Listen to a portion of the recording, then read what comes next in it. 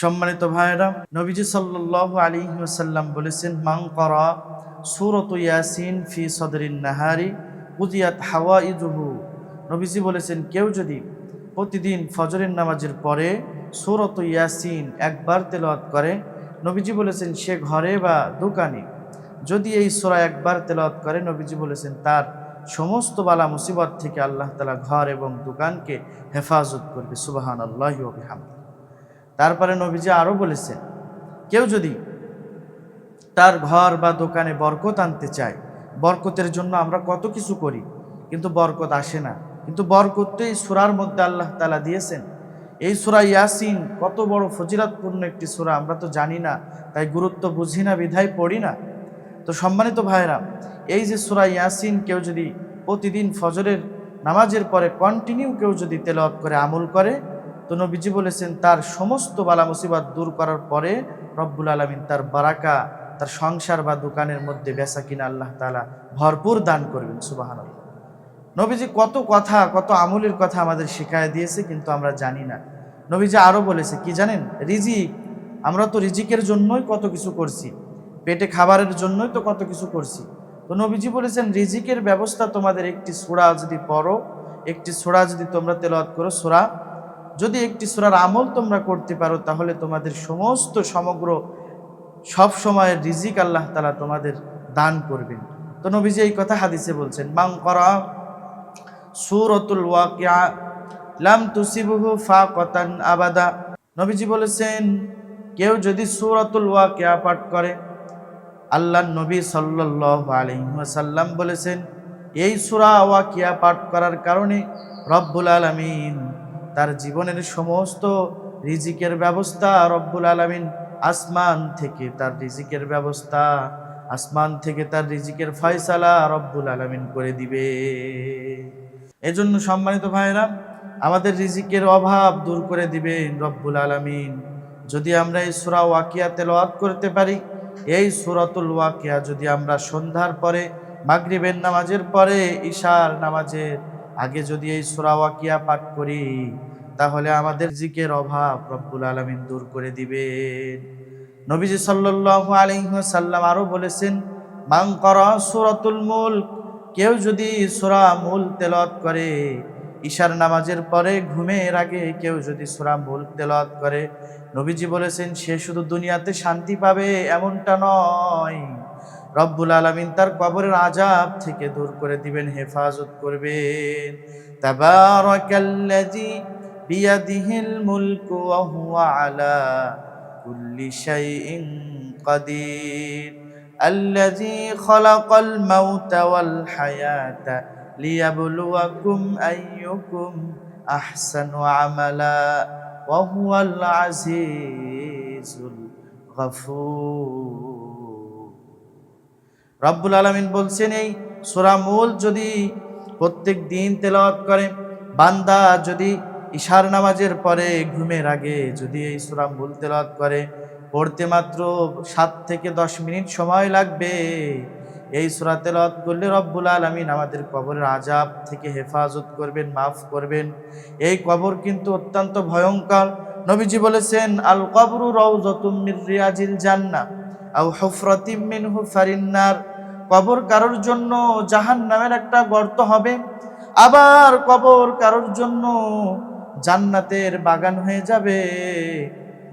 তো যাদের জন্য কবর জান্নাতের বাগান হবে তাদের কতই শান্তি হবে, আর যারা জাহান্নামের মধ্যে পড়ে যাবে তখন তারা আফসোস করবে, আয় আল্লাহ ফারজি'না না'মাল সালিহা, আমাকে পুনরায় দুনিয়াতে পাঠাও, তাহলে আমি এবার নেক আমল করে আসব। কিন্তু তখন আর নেক আমলের কোনো সুযোগ থাকবে না, আল্লাহ তাআলা দুনিয়াতে পাঠাবেন না। এজন্য আমার প্রিয় ভাইয়েরা, যারা ভিডিওটি দেখছেন আমল করার নিয়তে দেখছেন, হয়তো এই নিয়ত আপনার করতে হবে সূরা মুলক তেলাওয়াত করবেন শুধু কবরের আযাব থেকে বাঁচার জন্য, আর সূরা ওয়াকিয়া পড়বেন রিজিক থেকে বাঁচার জন্য, আর সূরা ইয়াসিন তেলাওয়াত করবেন আপনার ঘরে বরকত আনার জন্য, সূরা ইয়াসিন তেলাওয়াত করবেন। রব্বুল আলামিন এই 3টা সূরার মধ্যেই এত পরিমাণ ফজিলাত, এত পরিমাণ বরকত নিহিত রেখেছে। আমরা বুঝি না, আমরা জানি না, এ কারণে এই আমলগুলো করতে চাই না, কোরআন পড়তে পারি না, এ কারণে এই আমলগুলো করি না। আমরা বিভিন্ন জায়গায় যাই, বিভিন্ন দরবারে যাই, বিভিন্ন খানকায় যেয়ে আমরা তাদের কাছে সাহায্য চাই, যে সাহায্য দান করেন, আমাকে কিছু দান করেন। পীর সাহেবের কাছে যাই, বিভিন্ন জায়গায় যে আমরা চাই, অথচ দেওয়ার মালিক তো আল্লাহ, তিনি তো তোমাকে দিবেন, কারণ তিনি দিতে পারেন, তিনি দিতে পারেন, সব কিছু তার হাতেই, সব কিছুর ক্ষমতা তার কাছেই, তিনার কাছে চাইতে হবে। আস-সা'য়ু মিন্নি ওয়াল ইতমামু মিনাল্লাহ, আল্লাহ তাআলা দেওয়ার জন্য রেডি, শুধু আমাদের একটু চাইতে হবে।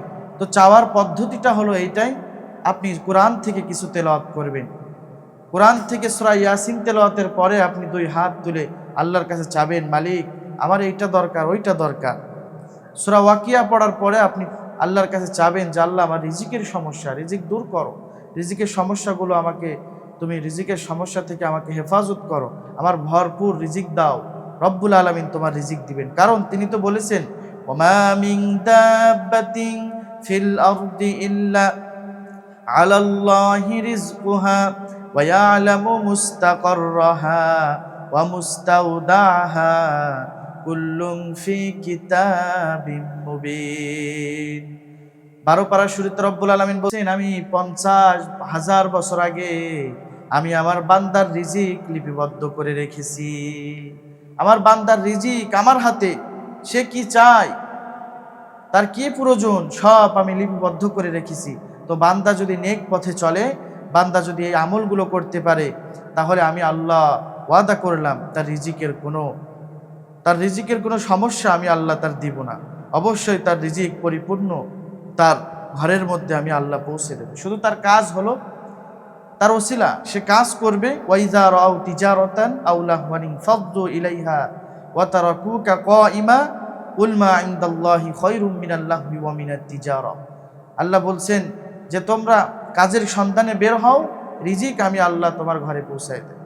কারণ রব্বুল আলামিন কত ক্ষমতাশীল দেখেন, তিনি বলেন আওয়ালাম ইয়ারাউ ইলাত তায়রি ফাওকাহুম সাফফাতিন ওয়া ইয়াকবির মা ইউমসিকুহুন্না ইল্লার রহমান ইন্নাহু বিকুল্লি শাইইন বাসীর। আল্লাহ রব্বুল আলামিন বলছেন, দেখে নাকি তারা পাখিটি কেমন, মেলি লঘু 2টি ডানা, শূন্যের উপর উড়িয়া বেড়ায়, নাহি তার কোনো মানা, আবার সে ডানা গুটাইয়া চলে কিন্তু পড়ে না। বলো কে বা তারে রাখিয়াছে, শূন্যের উপরে ভিন্ন সে এক প্রভু। রব্বুল আলামিন দেখেন একটা পাখিরও রিজিক দিচ্ছে।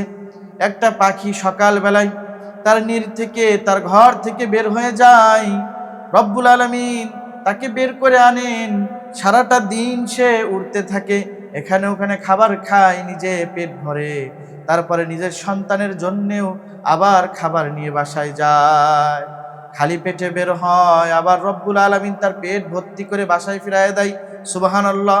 তার রিজিকের মালিক একমাত্র আল্লাহ, রিজিক বান্দাকে দিবেন, শুধু আল্লাহ তাআলা ওসিলা তালাশ করে যে কোন কাজে বান্দাকে রিজিক দেওয়া যায়।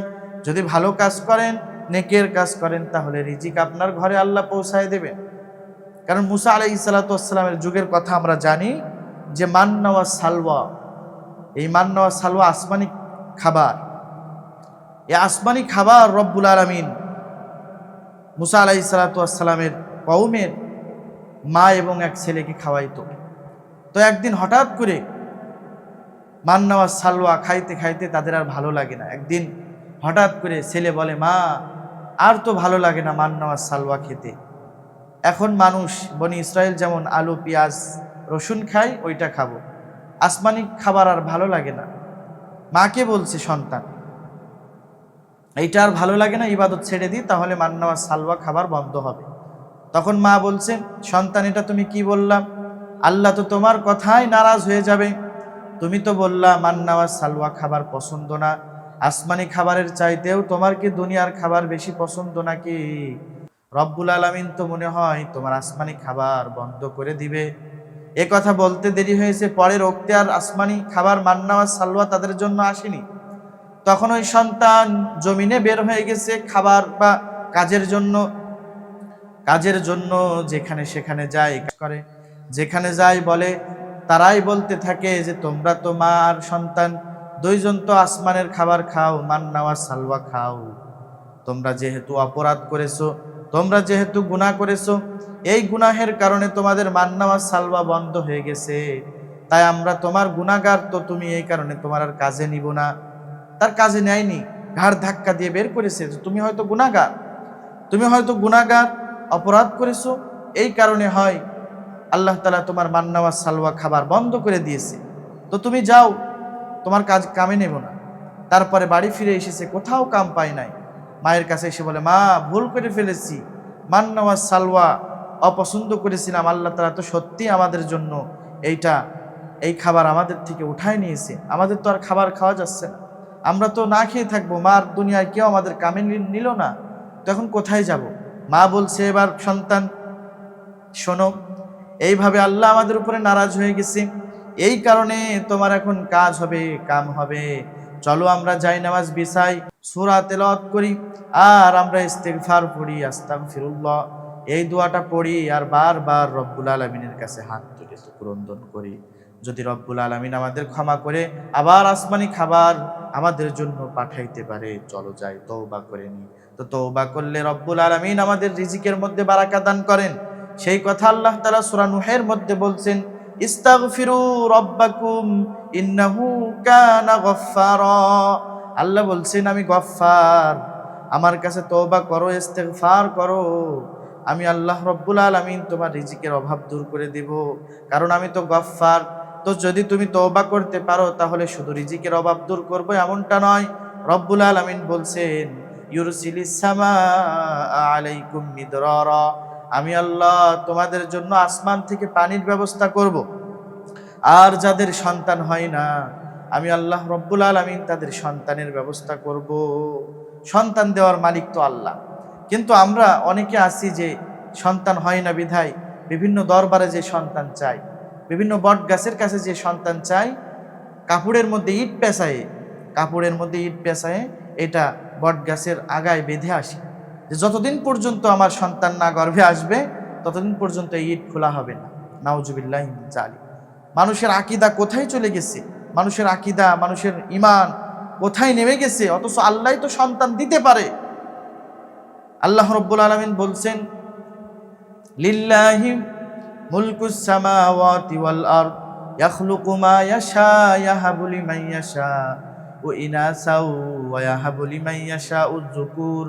আল্লাহ বলছেন, যাকে খুশি আমি আল্লাহ রাব্বুল আলামিন সন্তান দান করি, কাউকে ছেলে দিই, কাউকে মেয়ে দিই, আবার কাউকে কিছু দিই না। আমি আল্লাহ তাআলা তার আফতার করে রাখি, তার লেজ কাটা করে রাখি, কারণ সন্তান দেওয়ার মালিক আমি আল্লাহ। আমি আল্লাহর কাছে তোমরা চাও, তোমরা দোয়া করো, রব্বি হাবলি মিনাস সলিহিন, এই দোয়াতে সন্তান আল্লাহ রব্বুল আলামিন যাদের সন্তান হয় না দান করবেন আমলের কারণে। এজন্য রিজিক কিন্তু সন্তান, অনেকের সন্তান নাই তো ভেবে নেবেন খাবার দাবার, খানা দানা এটাই শুধু রিজিক না, টাকা পয়সা শুধু রিজিক না ভাই। সন্তান আপনার নাই ফ্যামিলিতে, এটাও কিন্তু একটা রিজিক। সন্তান, আপনার আওলাদ, পুত্র, মেয়ে, ছেলে, এগুলো কিন্তু আপনার রিজিক। তো এই রিজিক থেকে অনেকে বঞ্চিত, তবে এই রিজিক তাদের আসবে যদি তারা এই ইয়াসিন সহ সূরা মুলকের তেলাওয়াত করে।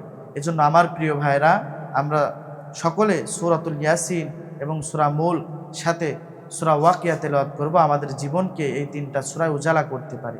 আমিন।